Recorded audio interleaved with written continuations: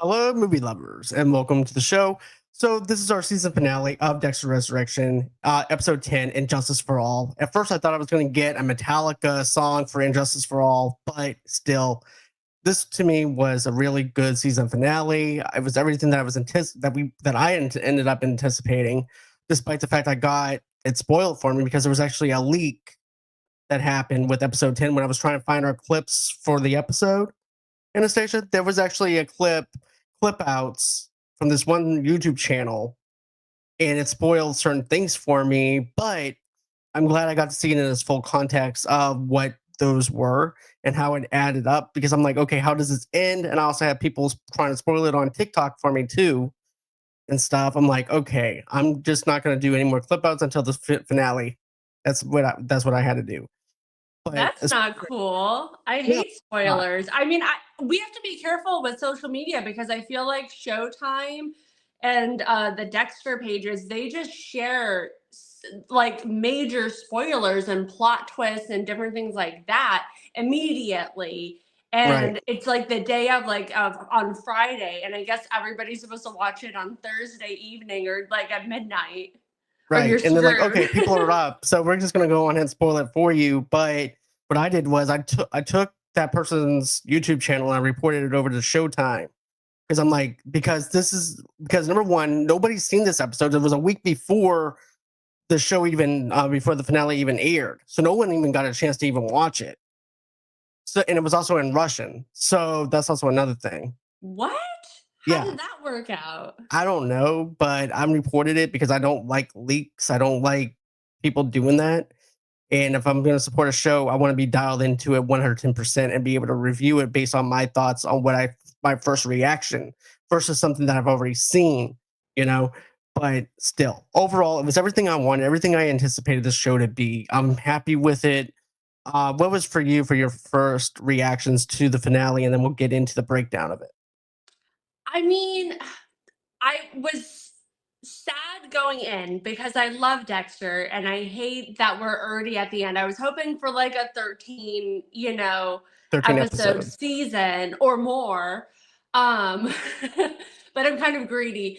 It's like one, I'm grateful that we're getting him back, but then also I don't want to wait till season 2, hopefully. But I mean, without getting too much, it kind of felt like it was a very tidy cleanup, Like we were going through everything, which is Same. I thought nice in a way. exactly, because at first I looked at the runtime 48 minutes. I'm like, how are you going to do this in 48 minutes and give us and deliver everything that we wanted in an episode? Because that could be very rushed. That's like putting a Stephen King movie of The Dark Tower and making it like only an hour and 30 minutes versus being a 2.5 hour movie. You cannot do that. But this is the same kind of way in a sense. It's like, okay, how are you going to deliver us with this 46-minute episode? And it was everything that I wanted. And yes, I'm also like you though too. I'm sad to see it go. I wanted 13 episodes. I could actually do 20 episodes if they would, but but like I'm Yeah. selfishly greedy for more Dexter as well. Yeah. How did you feel before we get into the episode? How did you feel like the season? Um, like, how do you feel about the stories and everything, the structure, how we went through the season? How did that feel for you? I thought the structure was really good. I thought the B-side story of Harrison was a little forced on us. We talked about that at the very beginning. But once you've seen how they started tying it together and cleaning that part up and realizing once they actually started connecting the dots on everything, it's like, okay, they're tidying this up over here. So therefore, it doesn't feel that forced like I did before going into it. So it was actually fine with the B-side story and how it tied into everything after that. So, and I'm also glad that they left the whole entire landlord situation alone after Dexter threatens him, and that was the end of it. So I thought they cleaned up everything very well on the B side of things. The A storyline, it was really good. I really enjoyed everything within it a lot. I even like Peter Dinklage as Leon. He's going to be missed for me going into season 2 because he did such a damn great job of being Leon Prater to the point where I was actually scared of him and stuff. Yeah, I felt like because of all of the subplots where they were kind of forcing us to get to know like Blessing, like his landlord, and get to know like Harrison more and his whole story. So I felt like they were really forcing a lot of story competing with Dexter. And it's like, as a Dexter fan, I kind of want more of the focus to be on him. Like we got that in like the original series. First few seasons, a lot of it's focused on him. And so I kind of miss that aspect. But again, it's like beggars can't be choosers. So I'm so grateful that Michael C. Hall signed on for this, and he's so talented. So I just feel lucky that we have this season, Right. but it was jumbled a bit. And I felt like this season could have been a couple seasons. Like I felt like we went through the serial killers very fast. He tidied up and cleaned up Right. in like classic Dexter fashion, being meticulous and making sure that no loose ends. But I felt like we could have elongated that for a few episodes, or maybe we didn't meet all of them at once, and there's more time with Peter Dinklage, and he's like teasing Dexter a little bit more with meeting these new people. Right. I Um, gotcha. but also, hindsight's 2020. So when you're in the writer's room and you're trying to come up with like plots and stuff, you've got a lot of stuff going on and pressures to come up with ideas. So as a fan, of course, like we can all riff off and say like what our ideal story is. But for what it was, I thought the season was pretty good, Me though a too. bit jumbled. It's Right. heavy. But one thing I'm glad about, because normally when we have 3 or 4 villains in a room, they wanna wipe them off the board right away. And it's even in movies though too, where you have 3, 4 villains, you already know that there's gonna be one big bad after that. So they wanna quickly get rid of them, and that's exactly how I felt with it. I was like, I wish they would have at least let one of the twins live to be more threatening and kill off Al instead. Because I think that Al's not as a bigger threat to me as the Gemini killers. I think the Gemini killers are the bigger threat than Al. Well, for what we know of Al right now, he's kind of also shaded in this mystery. So we don't know exactly his full True. potential, which he could come back. I'm assuming, I mean, obviously, we are super spoilers for our show, our deep dive on the Right. episodes. So I feel like there are some, you know, plots that will take us into season 2, and I hope we get to see the actor who plays Al. I hope he comes back, and maybe he's coming for vengeance because he doesn't have that like that support, that funding anymore. Because Right. I imagine all of that's going to be stopped once, Right. We're going to because talk about that too, because it even goes in with Charley as well. So we're going to dive into that, because I think that actually coincides with Charlie's stuff too, as way that she bargained with Leon later on, yeah. relating to her mother. So we'll get into that. So let's go ahead. Let's break it down. I'm excited to be able to do this recap with you. So Charley is against everything that Leon did. Shooting Batista, Leon wants to leave Dexter in the serial killer trophy room, which is the vault. 3 days without water, 3 days without oxygen or food. Leon asks Charley if she's okay with leaving Dexter in the vault. So I like this whole entire thing of where now Leon has that taste for blood, because you see that grin on his face and he's so dialed into the point where Leon was only about trying to delve into their personalities and what makes them be who they are, and fanboying at what they do, to the point now where I feel like he's now the serial killer. And he even mentions that to Dexter, where he goes, "Thank you. You inspired me to be who I am now because of this." Just knowing that Dexter could actually be locked in that vault without any help, without any oxygen, without any food, I really felt scared for him during that moment. Yeah, I mean, terrifying. Obviously, like the realization that he could only survive a couple of days. I think they were going to keep the oxygen on for him, right? Or Right, not? I because he don't can only remember. survive for 3 days without oxygen, is what he was saying in that vault. Oh, because it's so big, I guess. The Right. vault's so big, so there's a lot of air in there. But yeah, like that would have been such a terrible demise for Dexter. And obviously it's so, I mean, it's so backwards because as the audience member, we're rooting for Dexter, who is also a serial killer, but he's justified in his choices and he leads with a kind of he's like protecting others from other serial killers, Right. while helping his dark passenger and his needs. So it's like a 2 for 1 sale, Exactly. Right. But Because we don't yeah, want no, him to my suffer. heart was racing. But also, it's like when something like that happens in the beginning, like I know he's gonna figure it out, or the whole episode's gonna be in there. I didn't see him like dying or anything like that at the beginning of the episode. M- Me either. I didn't feel it, but it was just that maybe he might not make it out. That whole entire sense of being scared for him, for his life, and the way he was reacting to him being locked in the vault, way Dexter was reacting to himself being locked in there.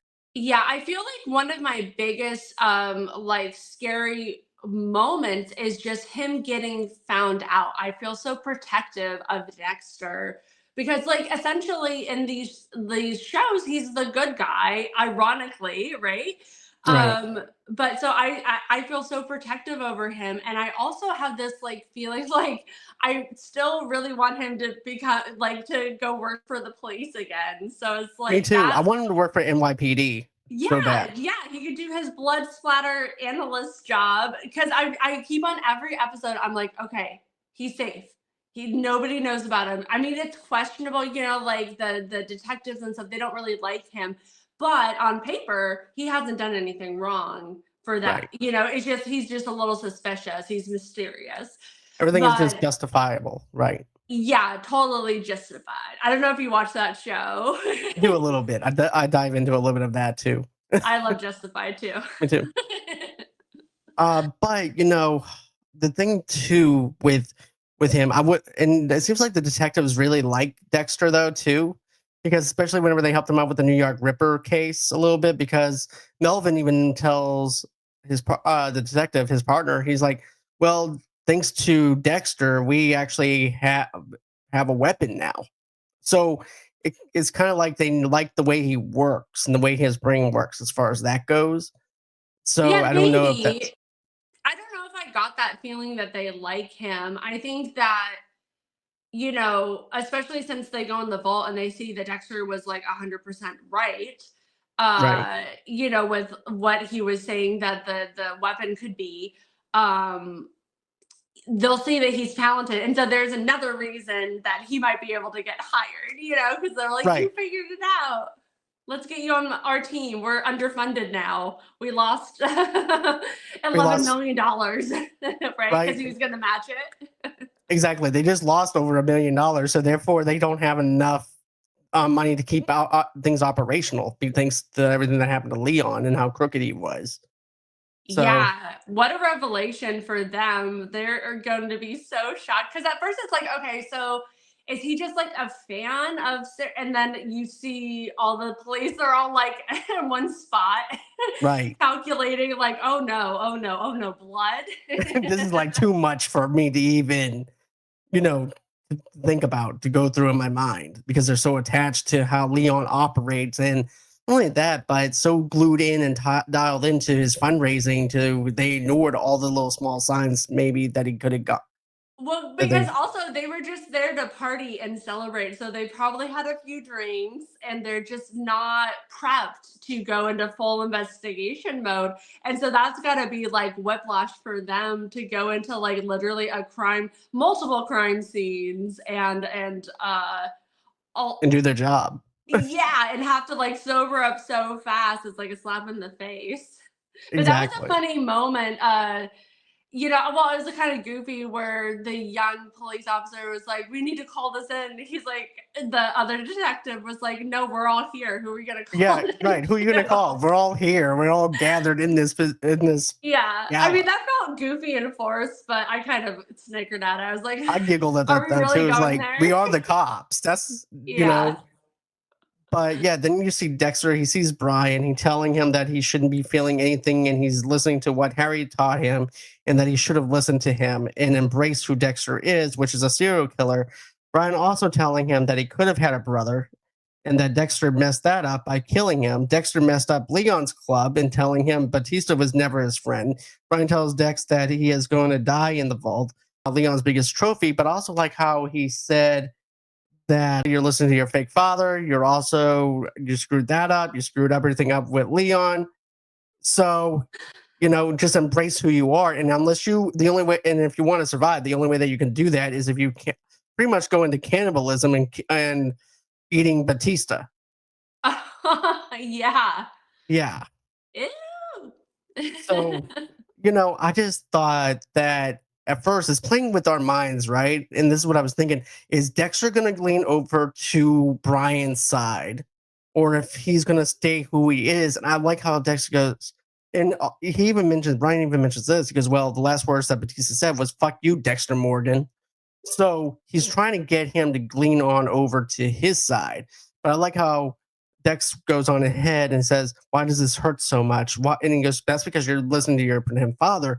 But I also like how he does this. He goes, "You know what? Fuck you." He tells Brian pretty much, "I'm gonna go on ahead and keep being who I am." And I was such a breath of relief for me to know that he's not going to change who he is based on the circumstances that he's in. And then once he beats that side of him, he now has Harry on his side. So I like how they balance that out to where it's like they're not going to change his character based on the circumstances he's in. He's still Dexter. He just needs to find himself out of there in another way. But what did you think? Yeah, I feel like we're always dealing with, is Dexter going to just like go off the deep end and just become this rageful serial killer, because he has all of the like talent in that area to do bad and harm. But what makes him different is this like justice that he feels, and his code that his dad gave him. And so that's what sets him different. And so also, I thought that it was so great. This whole season has been just total fanfare and giving us all of these, like, we get to revisit these old characters and actors. And so I've loved getting to see that and incorporating everybody.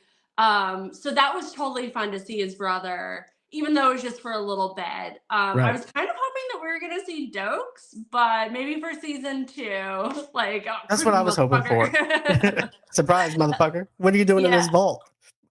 It Right, right. would have been funny though to see him pull on Dexter that way too.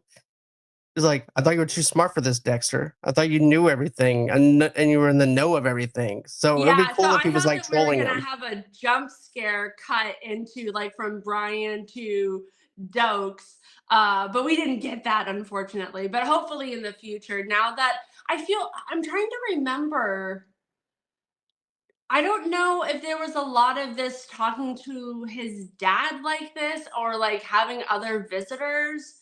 So is this kind of, I'm blanking a little bit. Is this kind of just for the season, or is he in the original season? Did he do this too? Because I know he talks to himself a lot. The Right. narration, which is great. I love.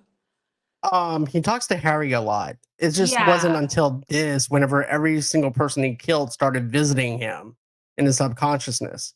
Now, in New Blood, his sister Deb does visit him yeah, because I remember the wood shop chipper that she had, and she was just wood chipping everybody that he killed and stuff into the wood chipper and reminding him of who he killed. I want to say that's like the last thing I remember of her doing. But also, too, this is actually the first time I ever seen Dex actually grab Harry's throat in one of the episodes yeah. and was really in his face. I'm like, whoa, okay, you're going a little bit too much on the Brian side right now.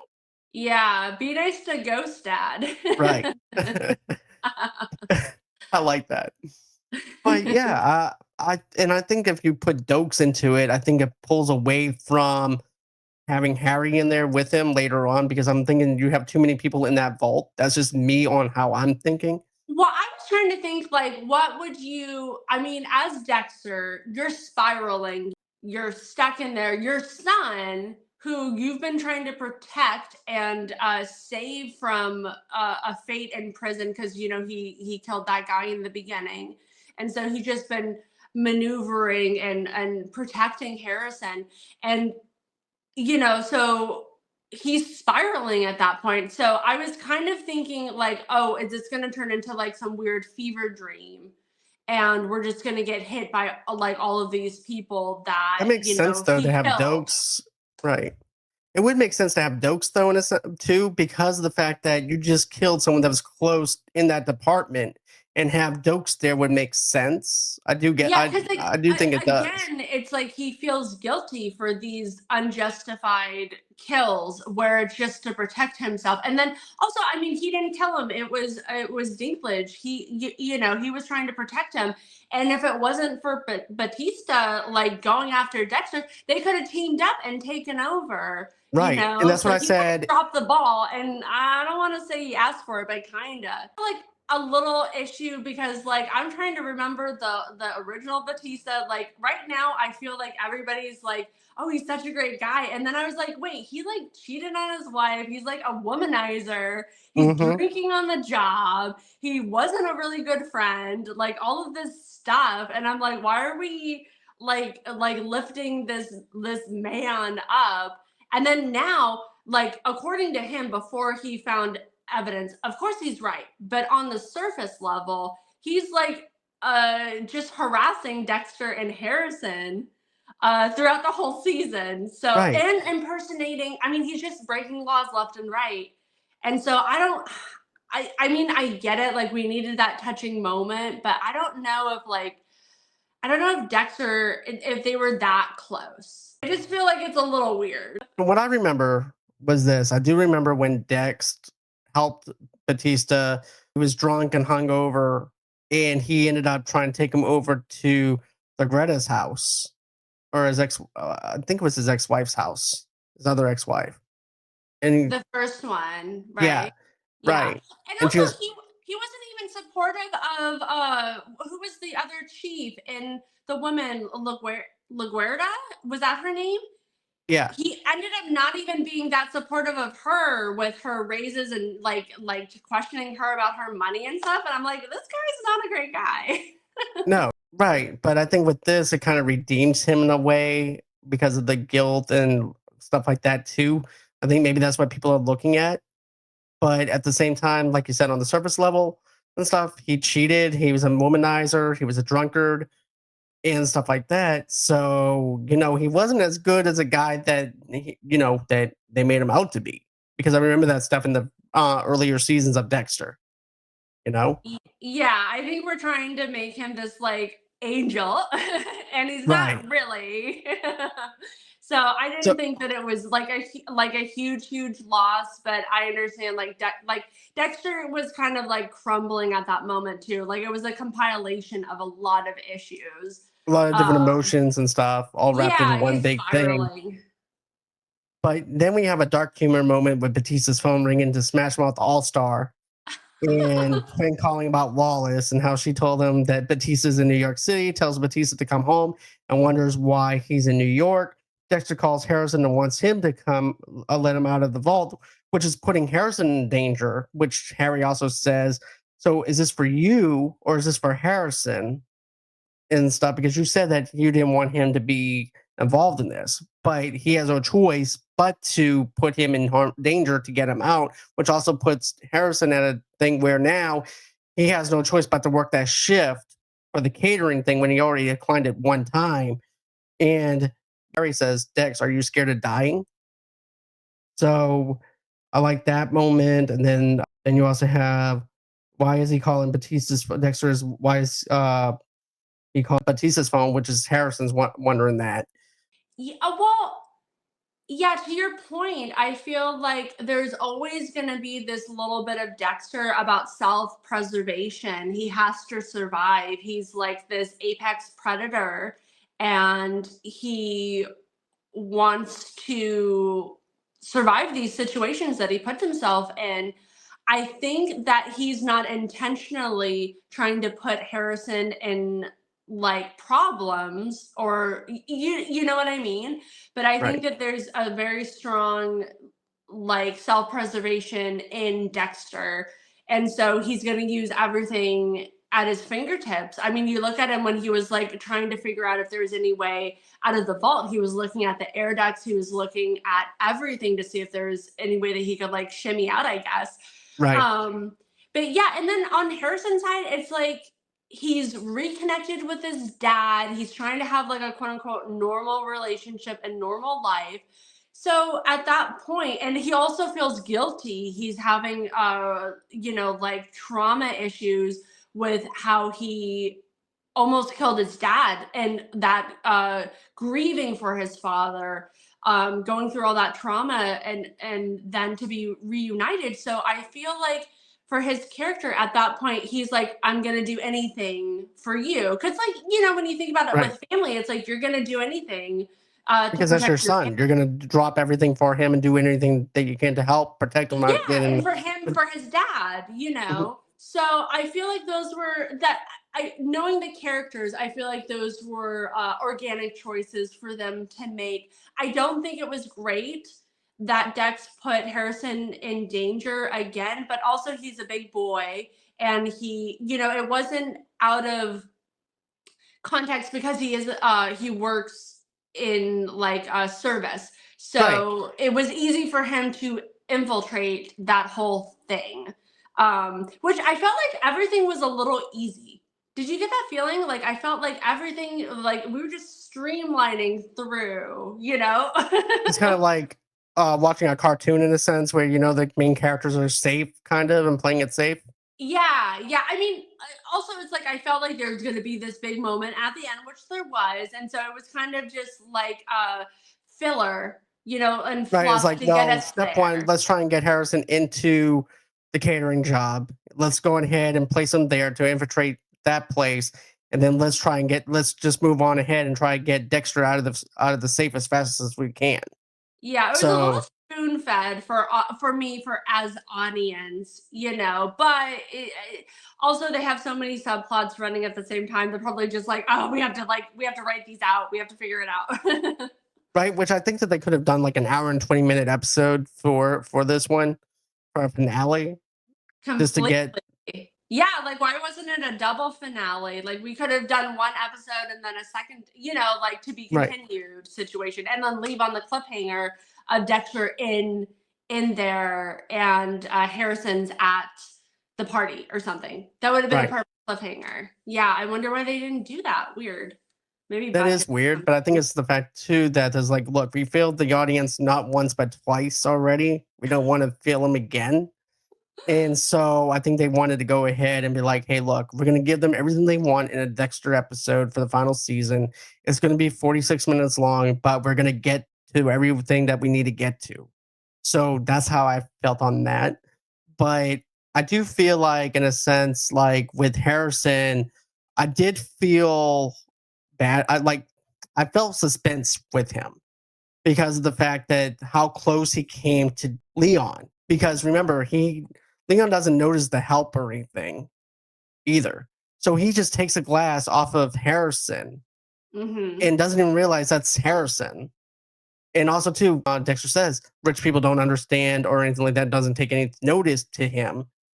And so he's easy to maneuver or anything because of the fact he is part of this catering company that's part of the hotel.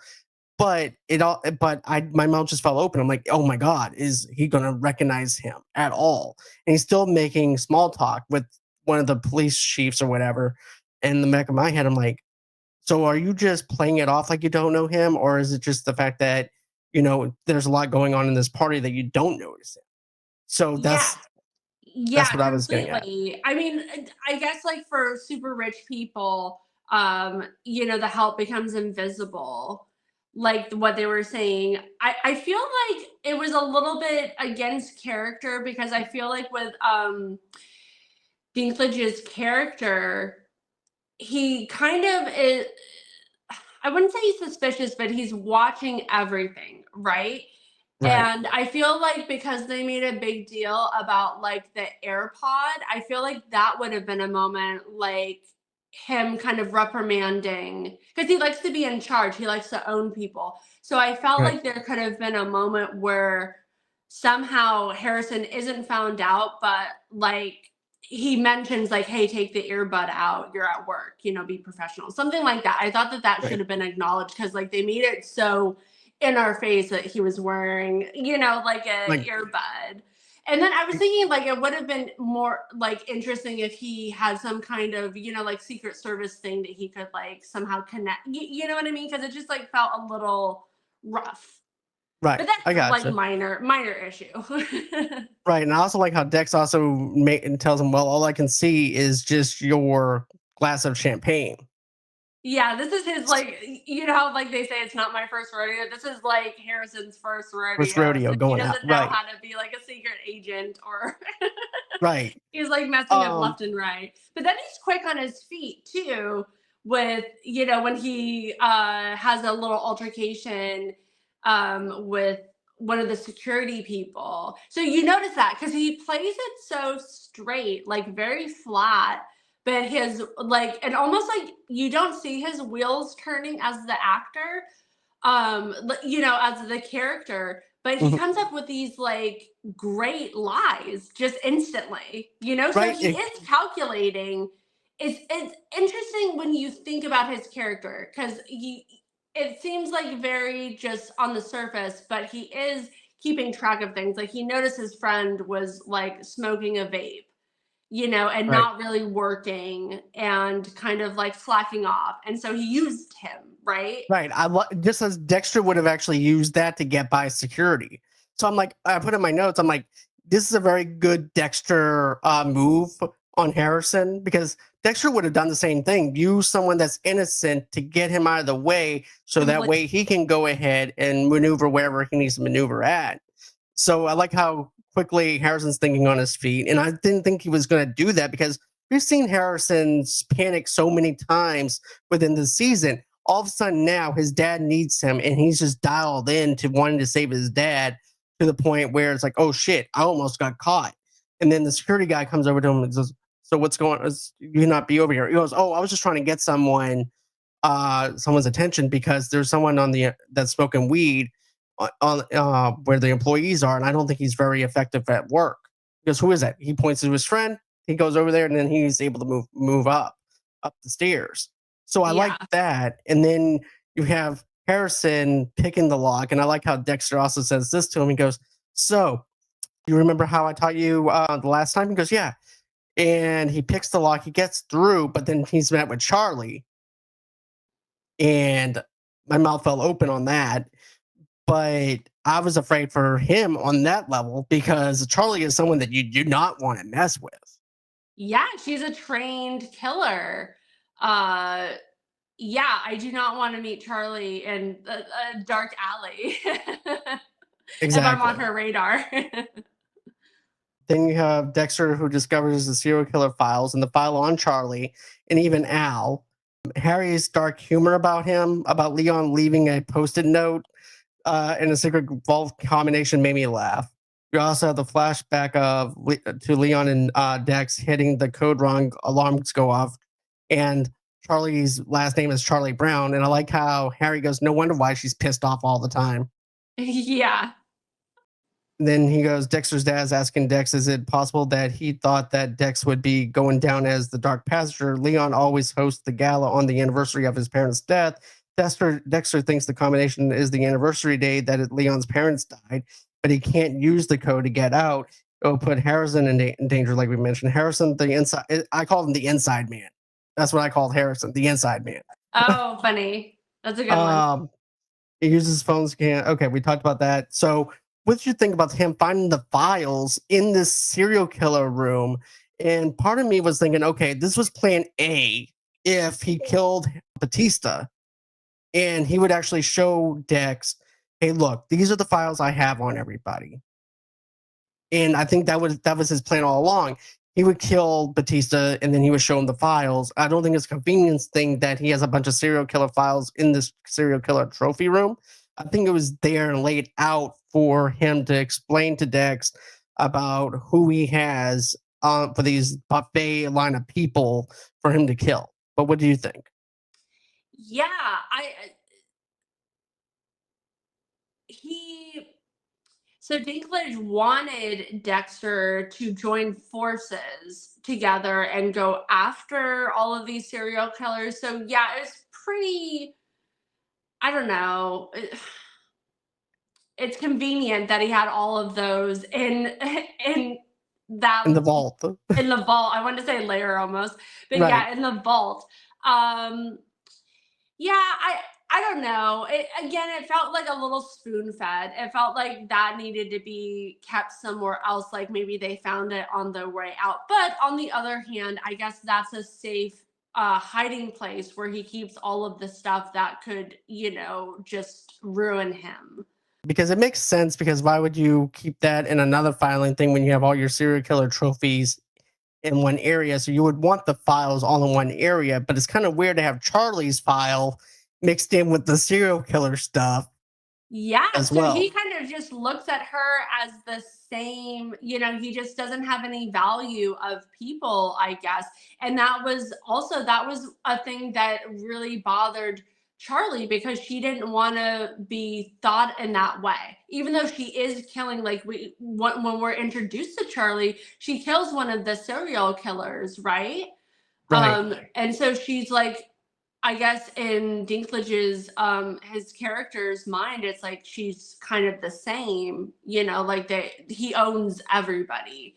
But Right. yeah, that seemed to really ruffle her feathers, and Yeah. that And was then like the last straw for her. right. That was it. That was the line that he crossed because of the fact that he has a whole file on her. So it puts her to want to quit working for Leon. But we'll get into that in a minute. But we're now back over with Charlie and Harrison. Charlie intercepts Harrison. Dexter tries to tell Charlie that he will airdrop every bit of evidence that he will evidence that Leon has on Charlie if she doesn't let Dexter and Harrison go. She tells him she lets Harrison go and Dexter gets to stay in the vault. If any info about her is leaked, she comes for Harrison and kills him. Charlie walks out of the room in Harrison and gets Dexter out of the vault. Dexter stays and tells Harrison to leave. So you have a lot going on here with that one thing, because I like how where Dexter says, "Well, put her on the phone." Hmm. And he said, "Well, I see a file on you, Charlie Brown." And he goes, and I'm sure that all the cops in the city have their airdrop available, ready for anything. So either you let my son go, or else I'm going to release all the information through the airdrop. And then that's when she cuts in and says, "Well, I'll let your son live, but you're going to stay where you are." And then, and if any information about her is leaked, he's going to come after Harrison. And after that, she winds up leaving. She goes, "There's nothing good in there." And, and then after that, Harrison goes on ahead and tries to do the code to the vault. So I thought this was actually a pretty good threatening thing, because I find Uma Thurman very scary with this. I'm sorry, but she's very scary. I did not even want to mess with this woman. I would piss my pants if this woman even pointed a gun at me and told me that I need to leave my dad in the vault. I would not try to have any attitude with her. I'd be like, "Harrison, I'll just sit there for a minute, let her walk off, and then after that, I'll help my dad." But still, very scary moment. I thought it was intense. I thought it was great. I thought that whole entire scene really worked for me. But how about for you? Yeah, well, there was a moment kind of where Charlie gave Harrison, where he was at a fork in the road, right? Like she says that he's no good. Like you have a chance to kind of be rid of that because she knows who he is, right? She knows that he's the Bay Harbor Butcher and Right, everything leading up to that, and that he's been killing all of. Right. I mean, I feel like at this point they know that he's been killing all the serial killers. They kind of know everything about Dexter, and so she right, kind of gives Harrison a choice, almost like in the Matrix, like the red pill or the blue pill. But I was a little confused, like what would happen to Dexter, if Harrison didn't get him, he just dies. But then what's going to happen to Charley? She just leaves, and hopefully, Dinklage's character like covers up everything on his own. Like that kind of felt like a little open ended, and that the story had to go this way. Well, if you think about it like this, though, then we'll talk about that right now. But remember, she actually goes back downstairs to Leon, and then after Harrison winds up letting Dexter out of the vault, Harrison goes back. And to me, I think it would have been better if he just finishes off his shift, because Leon doesn't even know he's there. So that's what I put in my notes. I'm like, it would make more sense for him just to finish off the shift, get it over with, be done with it. Then Leon discovers the vault is open. That would have been the perfect alibi. But let's talk about this. So when Charley goes back to confront Leon, she goes, "Look, how dare you have tabs on me?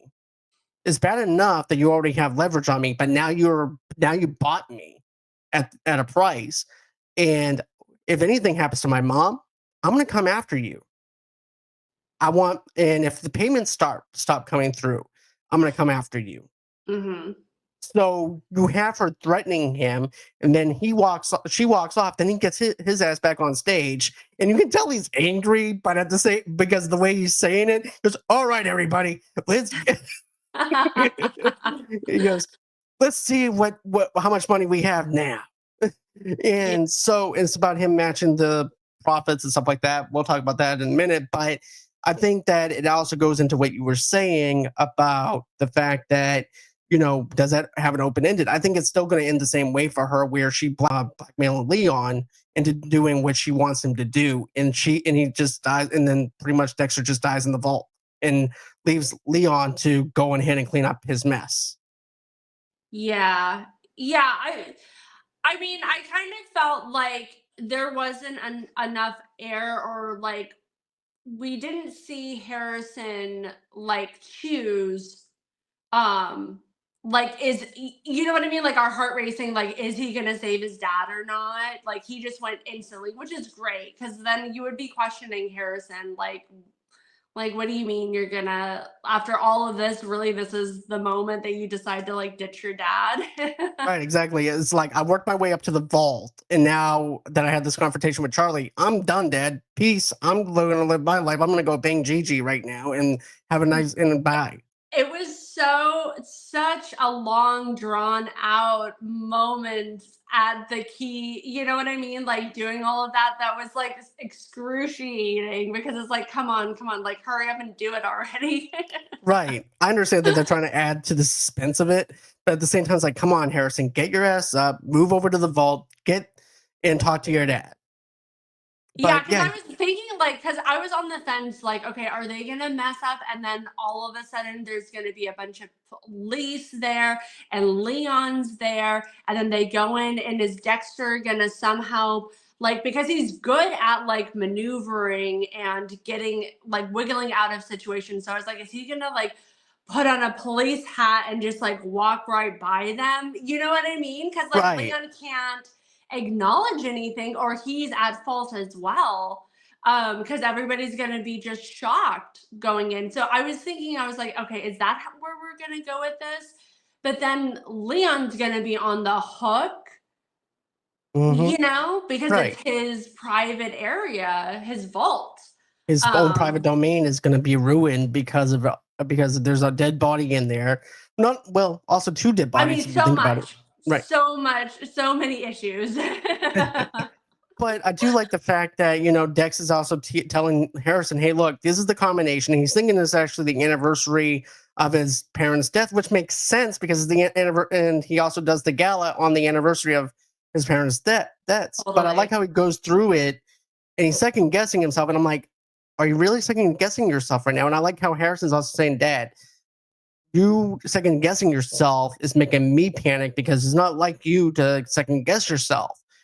And he's looking through the files, and he found the inmate number of that serial killer that killed his parents.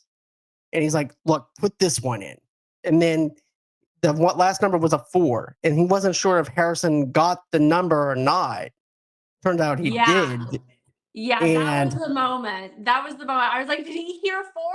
Four is my favorite number. So I was like, did he hear four? Did he hear it? But it was he had to push the okay button. So right, that was the thing. And then he did it. But that's like a true sign of love too, because he's risking his whole life and future if he goes down. Because like obviously like they're gonna put two and two together, you know, right. But I and do figure like everything how out. Dex picks him up and twirls him around and hugs him, and you have that father and son moment. And Dex, he goes back in the vault after he let his son I out. know. I'm like, I know. I Dex, was like, move why are your we going in? right, because I was like, Dex, move your ass and go. He's over the and he goes, look, I have to grab some things. I'm like, what do you have to grab? He There's grabbed his nothing in there. trophies. He grabbed his some other things that belong to Rapunzel, uh, as Yeah, because he well. wants to go after him, and others. It seems like he wanted to go like unless was that all just Rapunzel and maybe himself. Yeah, it was like So a little bit of everything. He got yeah, a bag that belonged to the Gemini killer, I believe. He also got he also got a knife that belonged to another serial killer, and he also got Rapunzel's something else that belonged to Rapunzel. I don't remember what it was, but it was one of like a weapon or something. But I just thought it was funny. He grabbed all this stuff yeah, and and his trophies. And then I keep on thinking, like, even before this, before the vault was open, I kept on thinking, I was like, he's touching everything. Yeah, He's touching all of these things. Like, you need to stop touching so much. right. Because we talked about that too with the buffet and stuff like that. He's touching everything on that, All and of it. Yeah. and then even Harrison's like, "How are you going to get out? I'm going to thumb for a ride." Yeah. But then I just like that moment of Harrison saving him. But I'm also thinking the same thing like you're thinking. He's touching everything. How is this going to even work out? And he's even touched the chainsaw. He touched everything, and then he's cleaning up after himself, and he winds up leaving all the files on the floor. And so happens to be, we'll get into that a little bit later, but you know, and he winds up taking a couple of files for himself to feed on his own hunger. Uh, but then we have Harrison who makes his way down to the gala. Leon and Charley are uh, talking. Charley quits working for him because Leon had a file on her. Leon goes back to the stage and notices Harrison because he knocked over one of the waiters. And Leon gets the police captain to speak on his behalf, and Leon tells security to shut the cameras off so that he can catch up with Harrison. Leon also asks the security officers for his gun. Dexter is escaping through the elevator as Harrison is caught. So my thing is this. I was hoping that this would not be a Rita situation, whereas he's leaving, Harrison's getting ready to die.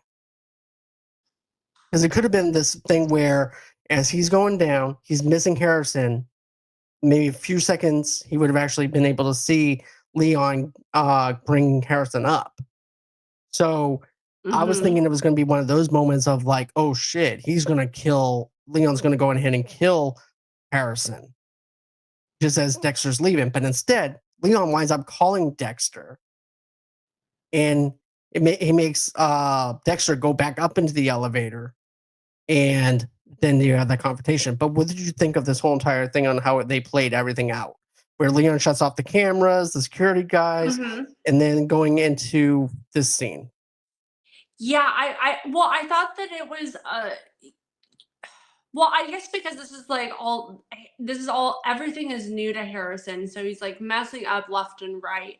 I thought like he probably would have, with like his life and his dad's life in jeopardy, I thought that he would have been a little bit, um, more secretive, trying to get away from Dinklage, because like I felt like he hid away and then randomly he just like ran so that Dinklage could see him. It was really weird. Um, and then what else? Yeah, I was kind of thinking that there was going to be a moment where like Leon was gonna have Harrison, and maybe he was gonna end him, there. Right. And then I thought that would move us into season two, and then that would be where Dexter's focus was. But knowing where it ended, that couldn't be, Right. because he kind of ends things. But I would have kind of liked to see that rather than having Al be the big thing for season two. And then I also think like, there's gonna be something more to that though, and I'll get to that in a minute. yeah, yeah. I think there are gonna be 2 baddies in the next one, and I I'll get into agree. my prediction for that because I wanna know Yeah, your predictions. yeah. But I do agree that Al to me is not a bigger threat unless they expand his character out more to actually see how he really is.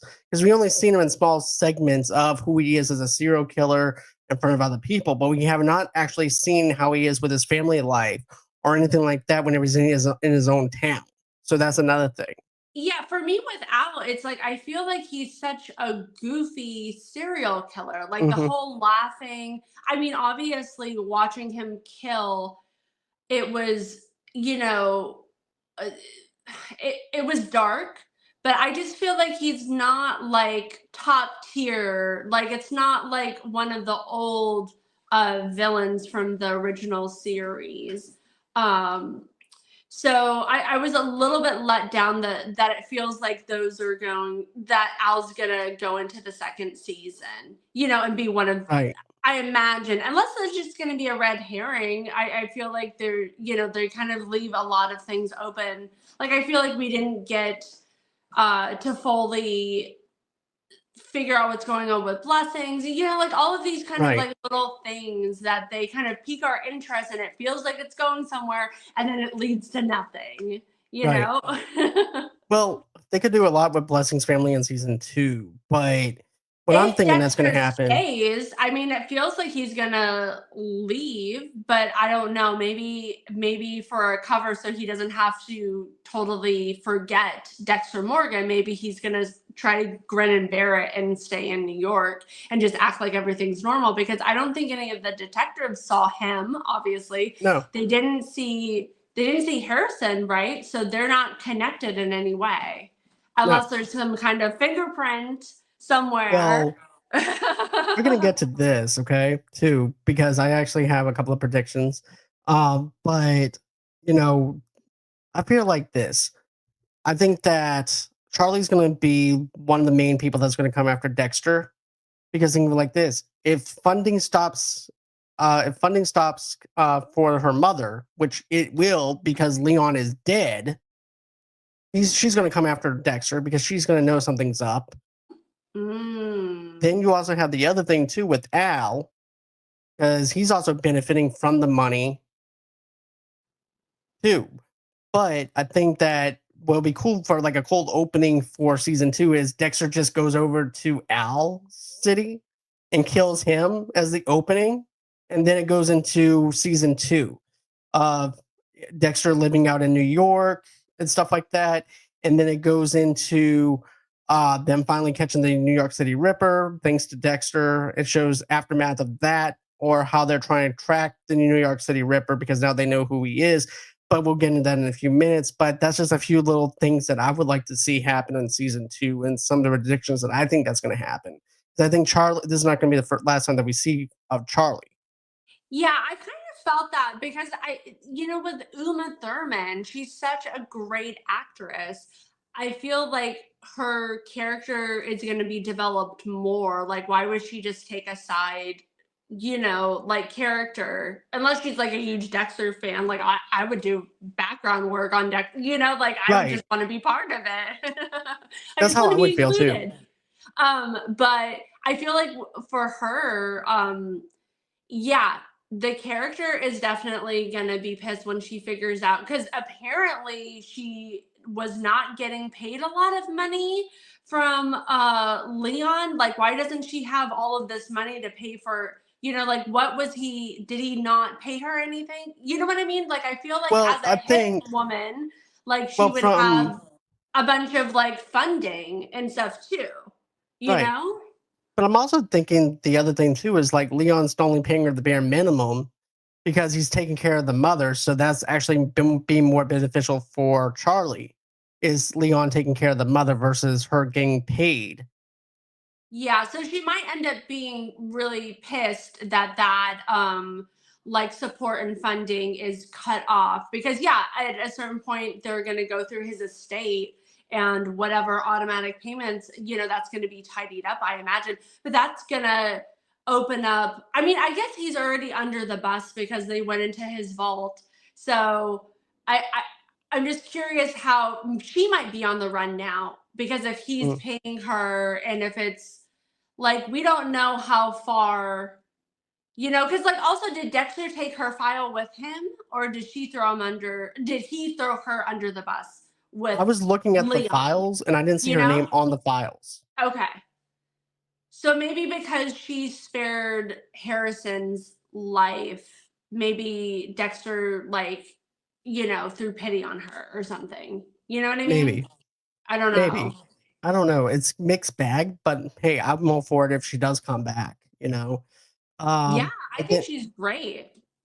I actually want to see more of her. I thought she was very underused in this.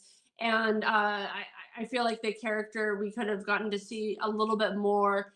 And then also, I felt like, they did too much explanation. They tidied too much at the end. Like, we didn't need that scene of her getting her mom in the car. You know what I mean? Like, I felt like that was unnecessary. Like, because we already know that she's going to be gone.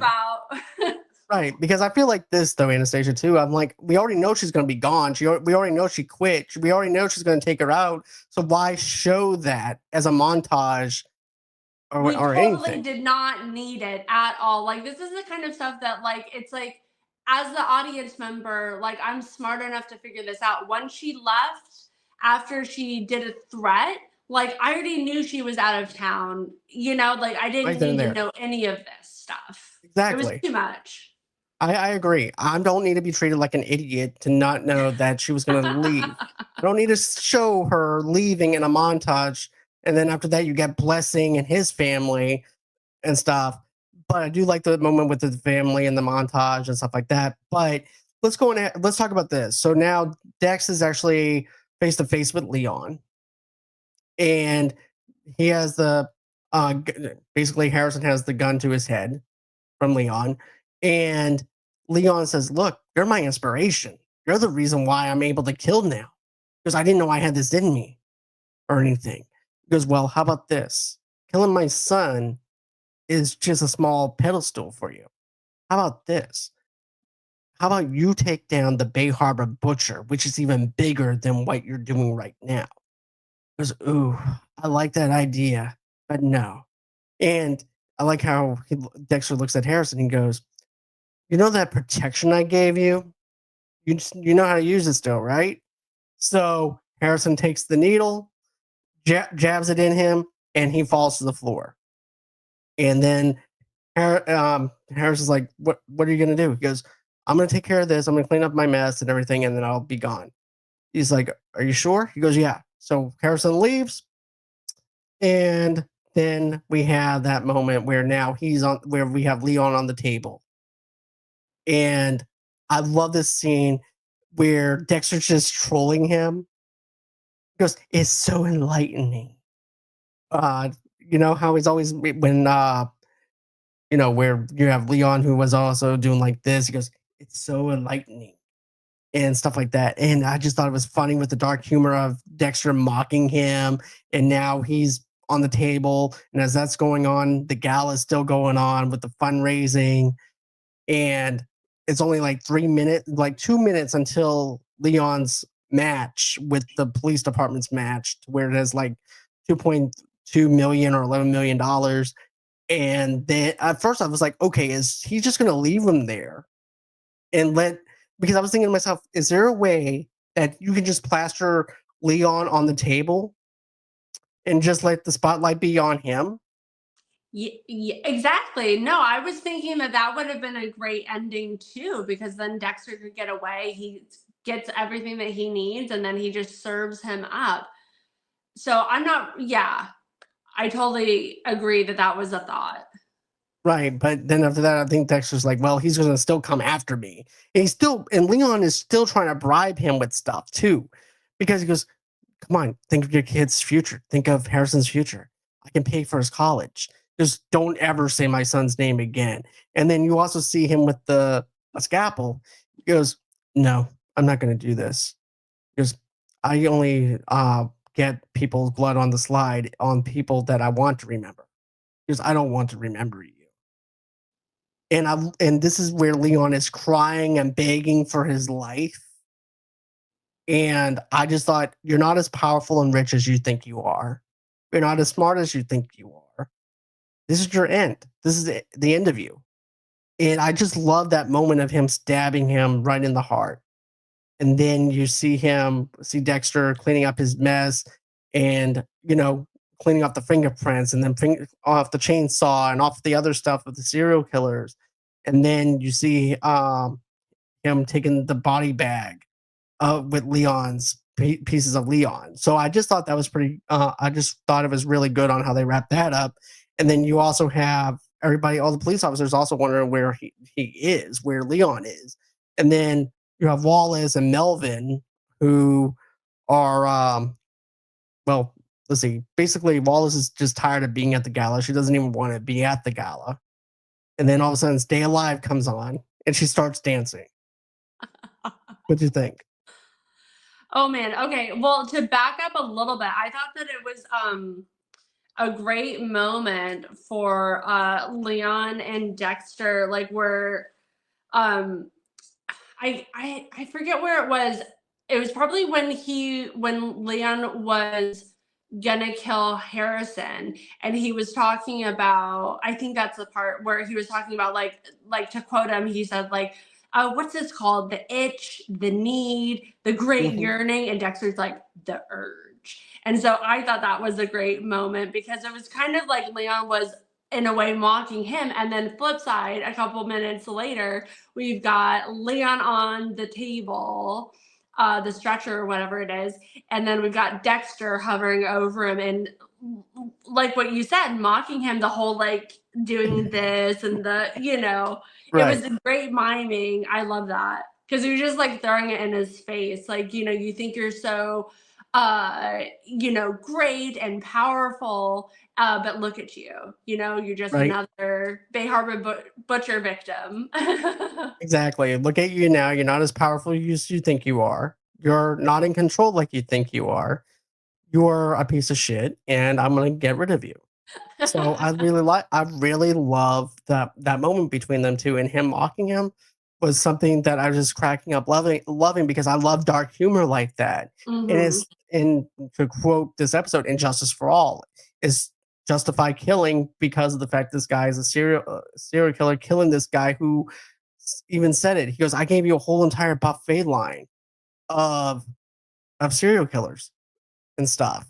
So, you know, but still, I thought the ending for Leon was really good. And then you also have Melvin dancing. Basically, you have Melvin and the detective both dancing to the Stay Alive. And then after that, the alarm goes off, and the penthouse Dexter takes Leon's yacht, and the police find the serial killer trophy room that belongs to Leon added. And then Dexter takes Leon's thumb. Dexter dumps Leon's body. I love the respect that Wallace still shows for Batista too, because when she where she winds up taking his hat, he goes, "This belonged to Captain Batista." Yeah, which is kind of weird because I don't know if she would do that, just like because she's so like, I don't know. It just felt like a little bit of a weird moment. Like I get it. But I don't know if she would have done that because to her, he's just some random guy who she finds out, one, she's like suspicious that he is the Bay Harbor butcher himself. And she doesn't like it that he went against the rules, and she was about to like arrest him on the spot.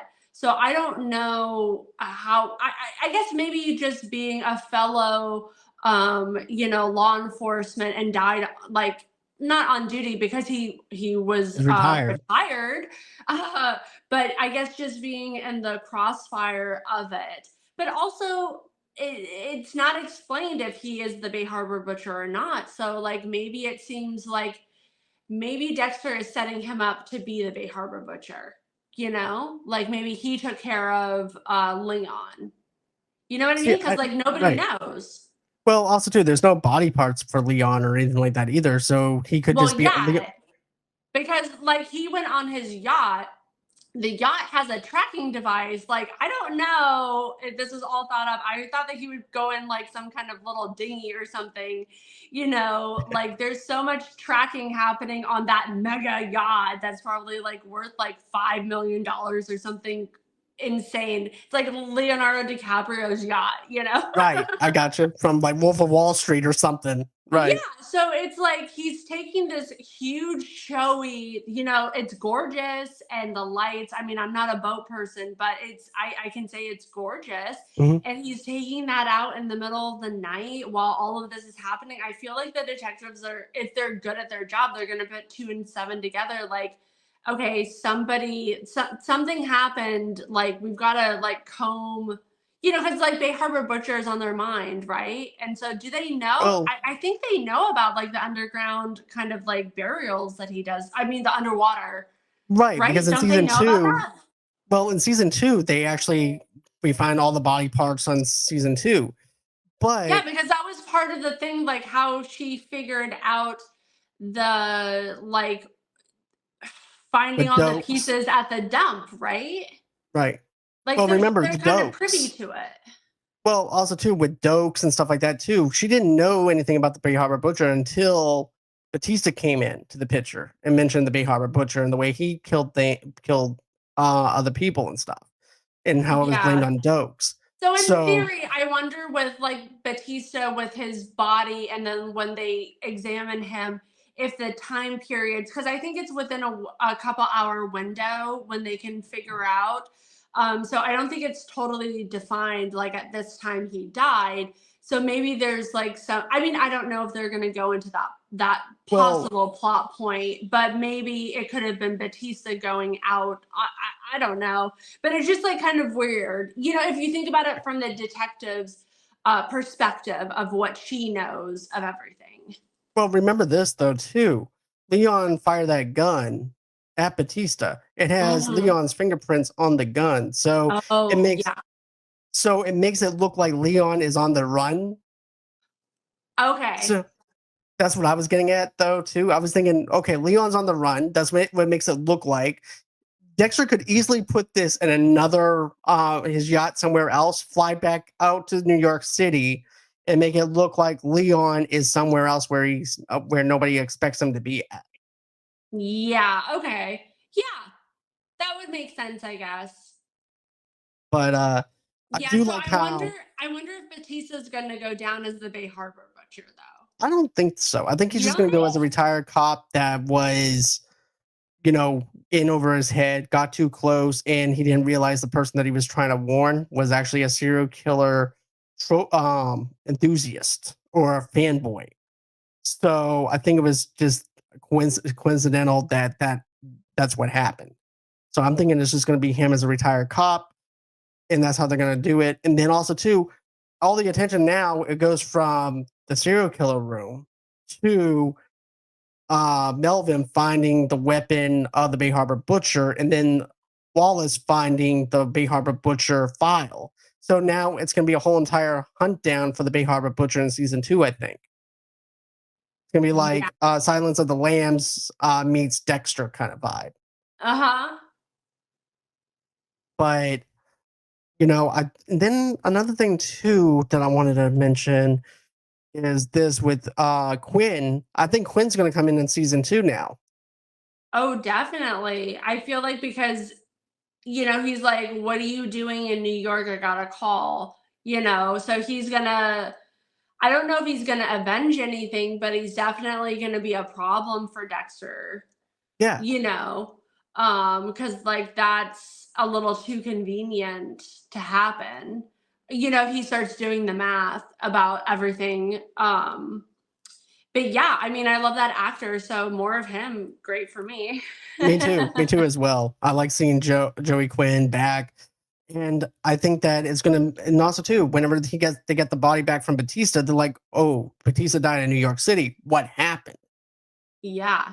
I mean, we So have so much going on for like a possible season two. I mean, I hope we get it because if we look at the numbers and how great just like the watches, the streaming has been, like Dexter has such a huge audience and fans, like diehard fans like us, that are just so happy to have Michael C. Hall back.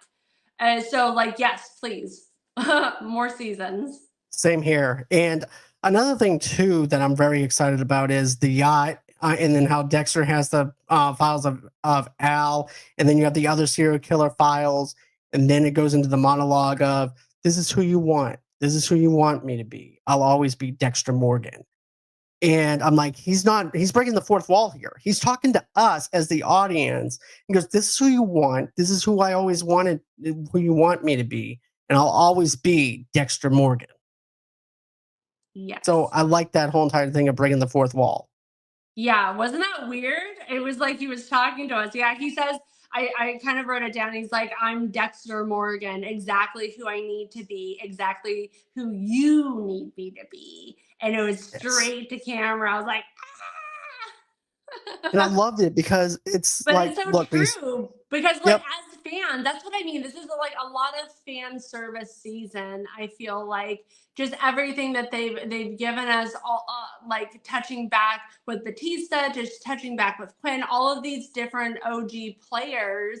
Um, and so it's just a ton of fan service, which is great. But also, I want to continually learn, and I want more Dexter to be the focus, not just wave like a pageant waving by, you know, exactly. uh, with each character. Yeah, because like it gets a little much for me because it's like I like the OG ones where there was Dexter was having to like get out of these issues and the focus was mainly on him, I would say. I gotcha. And you see, for me, I think it's like this. It's like, look, we screwed up on Dexter. We screwed up. This is who you want Dexter to be. This is who he's always going to be. So this is us making up to you on everything that happened before this. So I definitely like the way it ended. I thought it tied in everything nice and neat. I thought the 46-minute marker, yeah, some of it was rushed in a sense because of the stuff that we mentioned, but I thought it was a solid episode. It was everything I wanted in a Dexter episode. It was, and then the cliffhanger I think is actually perfect because of the fact we don't know too much about what's going to be happening next for the next season. So it Mm-hmm. leaves us like on our toes of like, okay, what are the consequences with this? How is this going to lead into season two? Is Quinn going to show up? Is what's going to happen? They're still looking for Leon. Um, and then are they still going to be looking for the Bay Harbor Butcher? Or do they already have the Bay Harbor Butcher in season two going into it? And it's going to be something different. So you have different layers that they can fool around with. Yeah, there's a lot going on to lead us into a season two. Um, but yeah, I mean, I feel like the ending was a little too tidy. I would have liked a little bit more, like, I don't know, just a little bit more open ended on some of the stuff. Like what I was saying before, that we didn't really need to see Charley and her mom getting in the car. Like I didn't need that. Um I mean, I guess it's kind of seeing like where is Dexter gonna go? Is he gonna stay like stand firm and stay in New York, or is he gonna try to convince his son to go with him? Like what's the next plan of attack? Because yeah, we're gonna. I mean, obviously, it seems like Al's gonna be one of the main contenders for the next season, because that was open ended. But yeah, and then I guess it's like we didn't get any resolution with the New York Ripper, right? Like Right. that felt like a total letdown, but All I we got guess is a that'll be name. the boss fight in season two. We'll be Right. figuring out because I was trying to research, like, we don't know who that character is. That's because at first I was like, oh, is that like Leon's his like the killer who killed his parents? Like, is that who that is? But we still don't know who. Like, we've got a name, but I Yeah, don't that's all think we they got. cast We got that a name person and yet. that's it. Yeah, You so know? we've never experienced that. the No, Ripper. but you know Yeah. what though? I'm glad all we have is a name, and it's not anybody related to anybody in the past. So Yeah. I'm glad they're not going with anybody from the past. It's something new, and that's something that I like, where there's no connection to Dexter's past. It's just somebody in New York City that's been killing people, and now Dexter has to go on ahead and figure out who this Bay Harbor Butcher is, or maybe he winds up trying to kill a serial killer that's tied in with the New York City Ripper, or somewhere there's a connection to where Dexter has to bring the New York City Ripper down. Yeah, well, it feels like he that would be one of his prime suspects. I mean, like prime people to get if that person's still alive. I mean, I wonder if Dexter is aware of who this person is or not, because it's kind of weird that, because like it feels like with Leon, with his like serial killer dinners, all of the people that are alive and active come to the dinners. And so for him not to join leads me to think that like maybe he died, and then it's going to be like, but you get what I mean? Right, exactly. But I Because think it's it like, was why like the haven't we met him yet? You I think know? also too though, like they had a lot going on with the serial killer party with Leon and stuff, to where they don't want to force an appearance by him to maybe it open for interpretation, and also a little bit of a mystery element. But also too, I think it's like, okay, for Dexter, I feel like, you know what, the New York City Butcher thing is the police thing, so I'm gonna leave it to the police to work on this while I go on ahead and take care of Leon. Because remember, there was actually an episode where two serial killers were happening at the same time. So it was like, okay, I'm gonna leave this open for the police. I'm gonna focus on this other serial killer. I forgot what season it was. I think it might have been one where it was this guy who was scraping the skin off of somebody, Mm-hmm. and that serial killer, and then there was also another serial killer going on, and Dexter let the cops handle one of the two. So I think that's what's going on too. Yeah, well, they're definitely the writers are definitely giving us hope that we'll meet the New York Ripper in the next season. And most likely, I mean, I feel like Dexter would probably go after him, or the New York Ripper is going to go after Dexter, like maybe come out of retirement because his funding is gone. Like, Right, because I assume if Leon has files on these people that he is and has trophies, is somehow connected. Either he's supporting and funding them in some kind of way, like paying them off, or they come to the dinner. And since we never got to meet this guy, like I feel like for some reason he's under Leon's thumb, so to right. speak. I mean, Right. no Even though longer. he's not there, he's spiritually there, and you know, who's to say that he didn't try to buy into other serial killers in case something happened? Yeah, I mean, there's so many what ifs. I mean, we love as fans. It's like this is like one of our fun things. It's like I love talking about the series and stuff, and it's like obviously like the writers are gonna do whatever. But as a fan who knows Dexter and knows that universe, it's fun to kind of think about all the possibilities, because I love Dexter's universe. Same. I love the show. I love him, and I just want him to be safe. And it's like what I said in the beginning. It's like, how many times is Dexter more gonna be accused of being the Bay Harbor Butcher? And it's like, for me, it's like at least one more. Like, give him one more chance to Right. That's how I feel get too. I don't want away. him to get caught. I would just want him to keep on going. Yeah, it's But like the constant trope, like almost in every episode, he's in danger for his life and he somehow gets out. So, but I kind of love that about the show too. same here. So I think that's everything that we had wanted to cover as far as this episode finale goes. Guys, I know that Jason's not here because he was on like we mentioned last week, he's out on a cruise. So I'm going to have his thoughts later on. But, it was great having you and Jason here talking about Dexter.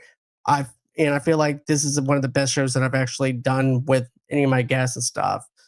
But I just want to say thank you for your time and dedication to doing this review with me. I do appreciate it. Yeah, thanks so much for having me. This is so fun.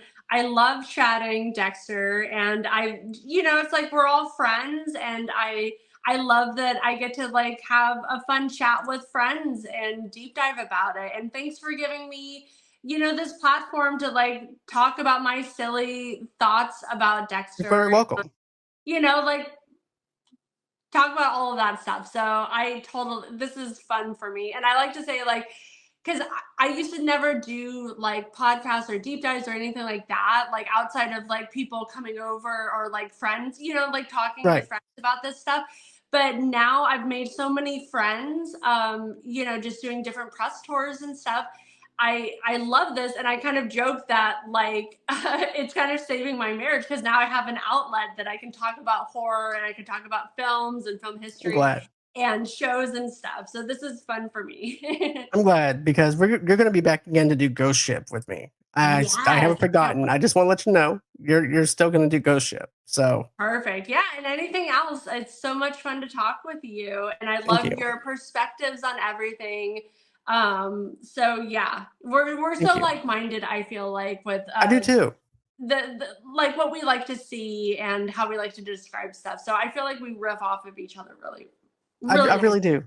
I feel that Yeah, way, same way too. I think we have a good chemistry going with each other as far as our viewpoints go with the show and things like that. I do appreciate that so much. The back and forth, the conversations, the geeking out over certain things and speculations. I really enjoy it. But yeah, it's been a great ride and stuff, and I can't wait for us to do this again next time when we have season two. Um, but I do have one quick announcement that I want to make everyone aware of. So I have comedian Josh Prey coming back on with me on the 10th of September. He's going to be on there with Rossi and I. We're going to be talking about who asked for this, and basically it's about why do we need a sequel to Speed 2 when Speed 1 was so good?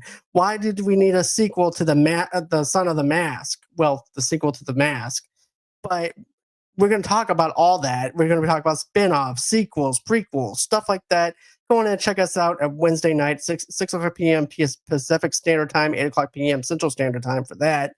And I have my good friend Zoe coming on from the Backlook Cinema podcast. We're going to be doing Rookie of the Year. And you guys voted for this one on our YouTube channel. So that's actually going to be on the 21st of September for that. And then, of course, we have our Peacemaker Season 2 review that I'm going to be doing with my good friend Chris. And yeah, we have a lot of good stuff here going on here at Movie Lovers Night. And always until next time, guys, don't forget to smash the like button, subscribe button. Don't forget to support Anastasia and Richard with their projects and stuff like that. They do a fantastic job over there with their stuff. So always until next time, guys, have a great and safe day. And we'll catch you guys on the next one. Thank you again, Anastasia. thank you. Very welcome. All right. Bye, guys.